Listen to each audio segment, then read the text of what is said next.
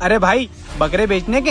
हाँ जी भाई, बेचने के। माशाल्लाह बकरे तो बहुत अच्छे हैं आपके। कितने के हैं भाई? भाई तीनों 1 लाख रुपए के। भाई 1,20,000 लोगे? भाई मैं तो आपको 1 लाख में ही दे रहा हूँ, इससे अच्छी और क्या बात होगी। ले लीजिए। 1.5 लाख में दोगे? ठीक है भाई, दे दीजिए। लेकिन आपके बकरे तो 2 लाख रुपए के हैं। हाँ भाई। तो फिर आप ये 1 लाख रुपए में क्यों बेच रहे थे?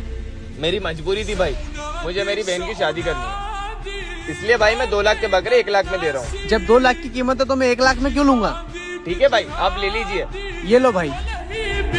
भाई मेरी तो मजबूरी है, 2 लाख के बकरे 1 लाख में दे रहा हूँ, क्योंकि मेरी बहन की शादी है ना। पर तुम 1 लाख के बकरे 2 लाख में क्यों ले रहे हो? मेरी भी मजबूरी थी। आपकी क्या मजबूरी है? मेरे हुजूर का फरमान मेरी मजबूरी थी।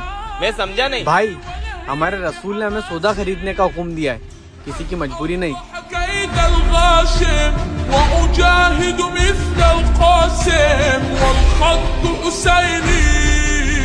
والخط حسيني